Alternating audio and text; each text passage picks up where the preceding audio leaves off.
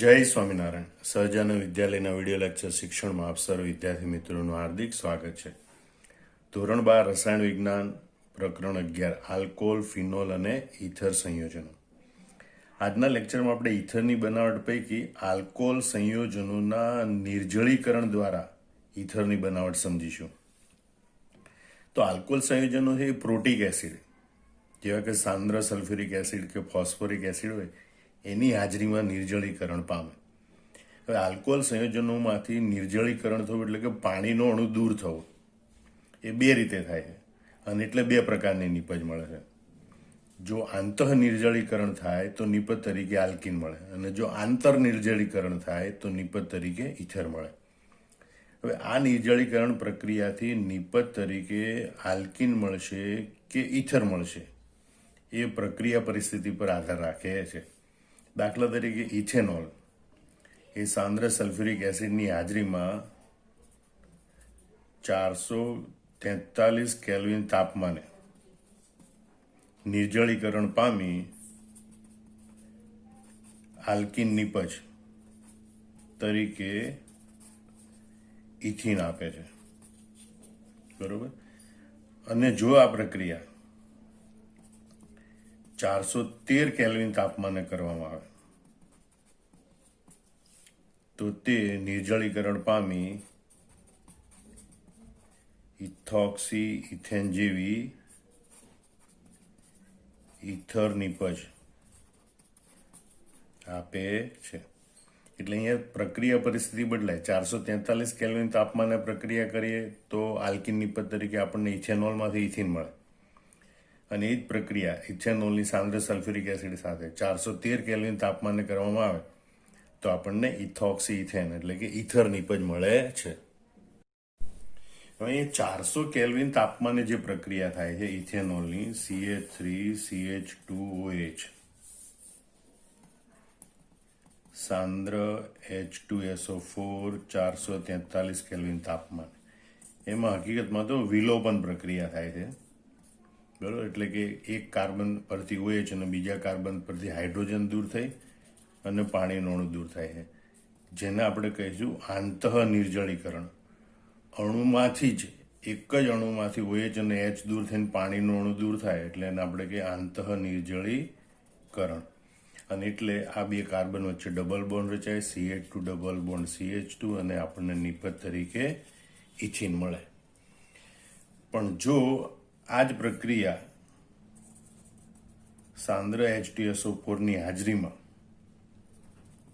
413 kelvin તાપમાને કરવામાં આવે તો ઇથેનોલના બે અણુઓ વચ્ચે પ્રક્રિયા થાય, CH3CH2OH પ્લસ HOCH2CH3.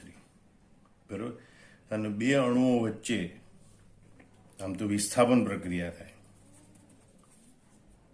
બરોબર. અને પાણીનો અણુ દૂર થાય, જેને આપણે કહીએ આંતર નિર્જળીકરણ.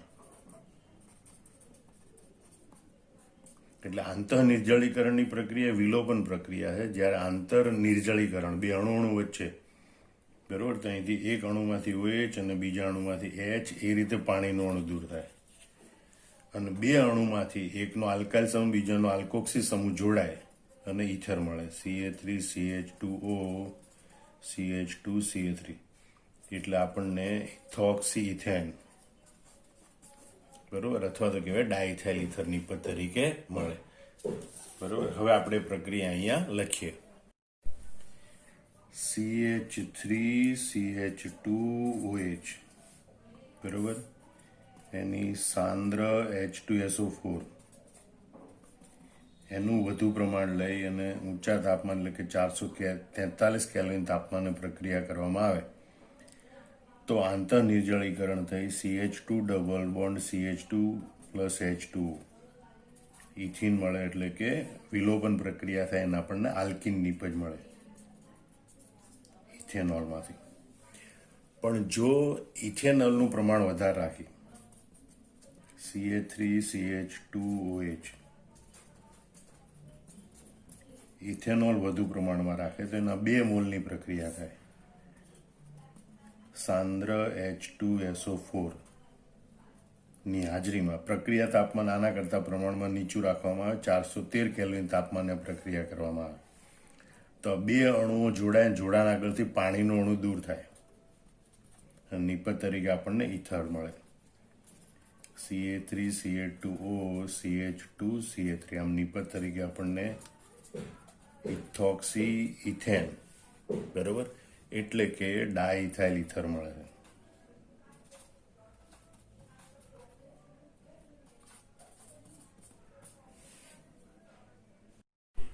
હવે આપણે આ પ્રક્રિયાની ક્રિયાવિધિ જોઈએ. તો આલ્કોહોલમાંથી ઇથરની બનાવટની પ્રક્રિયા એ દ્વિઆણવીય કેન્દ્રારુવાગી વિસ્થાપન પ્રક્રિયા છે. એટલે આપણે બીજી રીતે કીધું SN2 પ્રકારની, બરોબર, દ્વિઆણવીય કેન્દ્રાનુરાગી વિસ્થાપન પ્રક્રિયા છે, જેમાં પ્રોટોનિત આલ્કોહોલ પર બીજો આલ્કોહોલ અણુ કેન્દ્રાનુરાગી પ્રક્રિયક તરીકે હુમલો કરે, બરોબર. તો ઇથેનોલમાંથી ઇથોક્સી ઇથેન એટલે કે ડાઇથાઇલ ઇથર બનાવવાની ક્રિયાવિધિ દ્વારા આ પ્રક્રિયાની ક્રિયાવિધિ સમજી. તો સૌ પ્રથમ પહેલા તબક્કામાં આલ્કોહોલનું પ્રોટોનીકરણ થાય. CH3 CH2OH એ પ્રોટોન સ્વીકારે, બરોબર, એટલે કે આ પ્રોટોનીકરણનો તબક્કો છે. એમાં આ ઇલેક્ટ્રોન યુગ્મ પ્રોટોનને આપી અને પ્રોટોનને પોતાની સાથે જોડે એટલે પ્રોટોનિત આલ્કોહોલ મળે. CH3 CH2O એણે એક ઇલેક્ટ્રોન યુગ્મ આપ્યું, એક ઇલેક્ટ્રોન યુગ્મ વધ્યું એટલે એની ઉપર ધન વીજભાર આવે. આમ પ્રોટોન આલ્કોહોલ સાથે જોડાય, આલ્કોહોલમાંના ઓક્સિજન સાથે જોડાય, પ્રોટોનિત આલ્કોહોલ બને. આને ઇથાઇલ ઓક્ઝોનિયમ આયન પણ કહેવાય, યાદ રાખજો, ઇથાઇલ ઓક્ઝોનિયમ આયન પણ કહેવાય. હવે બીજા તબક્કામાં આ પ્રોટોનિત આલ્કોહોલ છે,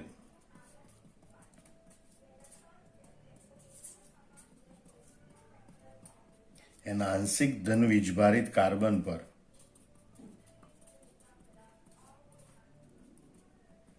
આ આલ્કોહોલનો અણુ છે એ કેન્દ્રાનુરાગી પ્રક્રિયક તરીકે હુમલો કરે.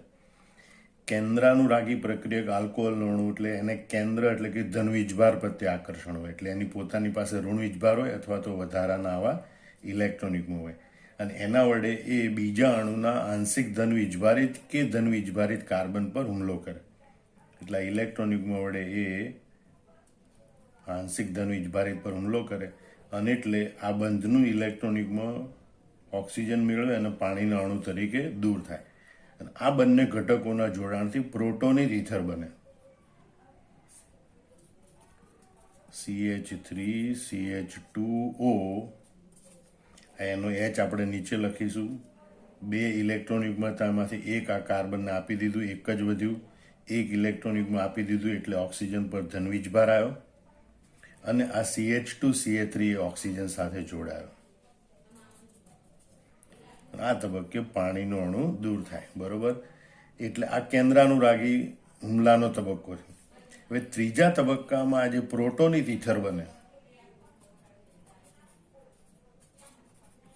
એનું વિપ્રોટોનીકરણ થાય એટલે કે એમાંથી પ્રોટોન દૂર થાય.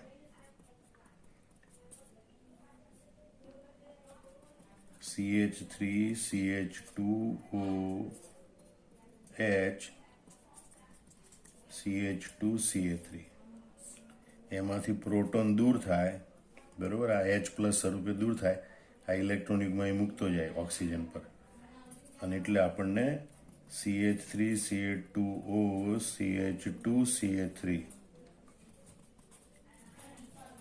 ડાઇથાઇલ ઇથર એટલે કે ઇથોક્સી ઇથેન નિપજ તરીકે મળે છે, બરોબર. તો આમ પહેલા આલ્કોહોલના અણુ છે પ્રોટોન સ્વીકારી પ્રોટોનિત આલ્કોહોલમાં રૂપાંતર પામે. પ્રોટોનિત આલ્કોહોલ પર એ જ આલ્કોહોલનો બીજો અણુ છે, બરોબર, એ કેન્દ્રાનુરાગી પ્રક્રિયક તરીકે જોડાય અને પ્રોટોનિત ઇથર બનાવે. અને પ્રોટોનિત ઇથર છે એમાંથી પ્રોટોન દૂર થાય એટલે કે એનું વિપ્રોટોનીકરણ થાય અને આપણને ડાઇથાઇલ ઇથર એટલે કે ઇથોક્સી ઇથેન નિપજ મળે છે. હવે આપણે આ આલ્કોહોલના એસિડિક નિર્જળીકરણ છે એની ખાસિયત જોઈએ કે ભાઈ આલ્કોહોલ સંયોજનોનું એસિડિક નિર્જલીકરણ કે જેમાં આલ્કીન બને છે એ જ પ્રક્રિયા ઈથર બનાવતી પ્રક્રિયા સાથે પણ સંબંધિત છે. એટલે કે એસિડના નિર્જલીકરણથી આલ્કીન બને તો અમુક ચોક્કસ પ્રક્રિયા પરિસ્થિતિ બદલાય તો એસિડના આલ્કોહોલના એસિડિક નિર્જલીકરણથી ઈથર પણ બને. બરોબર, આલ્કોહોલના એસિડિક નિર્જલીકરણથી આલ્કીન પણ બને. જુદી પ્રક્રિયા પરિસ્થિતિ હોય તો આલ્કોહોલના એસિડિક નિર્જલીકરણથી ઈથર પણ બને. હવે જે આ દ્વિઆણ્વિક કેન્દ્રાનુરાગી વિસ્થાપન પ્રક્રિયા જોઈ હમણાં આપણે ક્રિયાવિધિ, એની ખાસિયત જોઈએ તો એમાં માત્ર પ્રાથમિક આલ્કાઇલ સમૂહ ધરાવતા ઈથર સંયોજનોની બનાવટ માટે અનુકૂળ છે. એટલે કે જે આલ્કોહોલ પ્રાથમિક આલ્કાઇલ સમૂહ ધરાવતા હોય તેમાંથી આ દ્વિઆણ્વીય કેન્દ્રાનુરાગી વિસ્થાપન પ્રક્રિયા દ્વારા ઈથર બને. આ પદ્ધતિમાં આલ્કાઇલ સમૂહ, આલ્કોહોલ સાથે જોડાયેલો આલ્કાઇલ સમૂહ છે એ અવકાશીય અવરોધ રહિત હોવો જોઈએ અને તાપમાન નીચું હોવું જોઈએ. તો જ આપણને નિપજ તરીકે ઈથર મળે, નહીતર આલ્કીન મળે. કારણ કે એસિડિક નિર્જલીકરણ છે આલ્કોહોલનું, આલ્કીન પણ આપે, ઈથર પણ આપે. તો ઈથર બનવા માટે કઈ બાબતો સંતોષાવી જોઈએ? તો આલ્કોહોલમાં રહેલો આલ્કાઇલ સમૂહ છે એ અવકાશી અવરોધ રહિત હોવો જોઈએ. એટલે કે સરળ શૃંખલાવાળો સાદો આલ્કાઇલ સમૂહ હોવો જોઈએ અને તાપમાન નીચું હોવું જોઈએ. તો આલ્કોહોલના એસિડિક નિર્જલીકરણથી આપણને ઈથર મળે, નહીતર આલ્કીન બને. એટલે જ કીધું જો આલ્કોહોલ સંયોજનો છે એ દ્વિતીયક કે તૃતીયક પ્રકારના હોય, બરોબર, એટલે કે શાખાઓ ધરાવતા હોય, તો એ SN2 પ્રક્રિયાને બદલે SN1 માર્ગને અનુસરે.